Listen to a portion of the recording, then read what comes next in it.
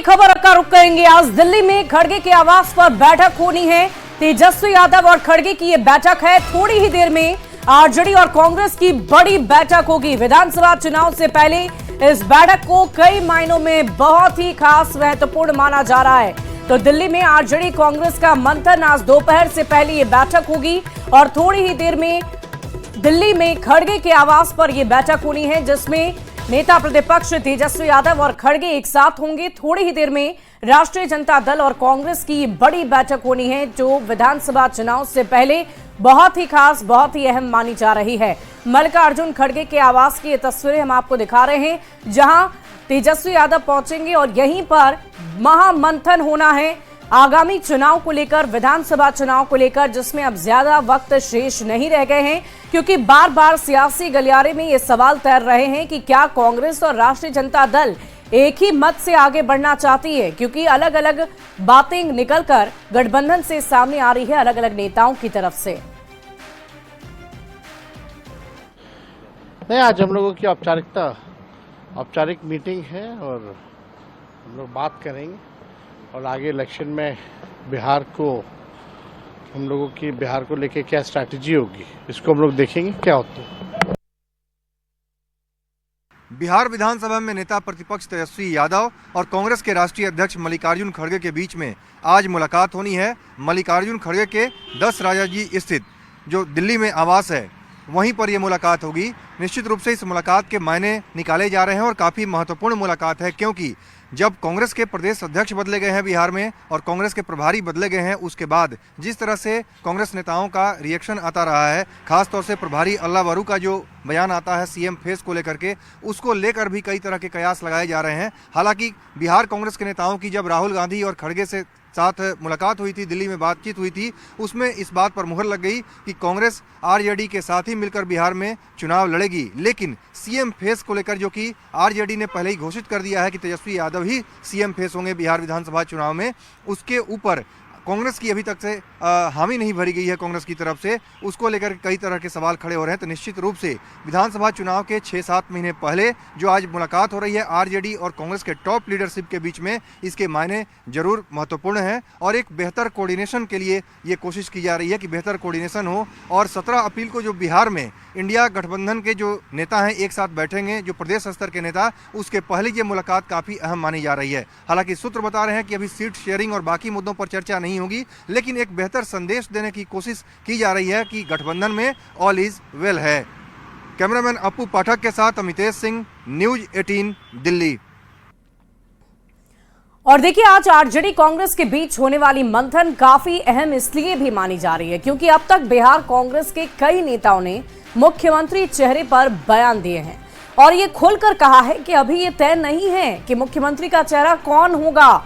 एक तरफ जहां राष्ट्रीय अध्यक्ष राष्ट्रीय जनता दल के लालू प्रसाद ने बार बार खुलकर ये कहा है कि मुख्यमंत्री का चेहरा सिर्फ और सिर्फ तेजस्वी यादव होंगे, लेकिन गठबंधन इसकी पुष्टि अब तक नहीं करता है। महागठबंधन से कौन होगा सीएम फेस, बिहार कांग्रेस प्रभारी कृष्णा अल्लावरू ने सबसे पहले बयान दिया और उसके बाद कांग्रेस विधायक अजीत शर्मा बोल पड़े। फिर बिहार कांग्रेस के अध्यक्ष राजेश कुमार ने भी बोला और इसके बाद कांग्रेस महासचिव सचिन पायलट ने भी खुलकर बोल दिया कि चुनाव जीतने के बाद ही तय होगा कि कौन होगा महागठबंधन की ओर से सीएम।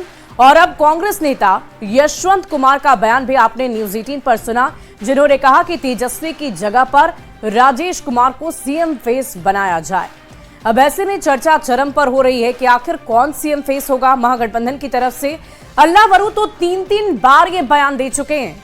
25 मार्च को बोले कि चेहरा कौन होगा ये अभी तय नहीं, फिर तारीख बदली 3 अप्रैल, उस दिन भी यही कहा कि अभी सीएम फेस पर बात नहीं हुई है, जबकि 5 अप्रैल को अल्लावरू ने कहा कि बिहार की जनता तय करेगी कि महागठबंधन अगर चुनाव जीतता है तो सीएम का चेहरा कौन होगा।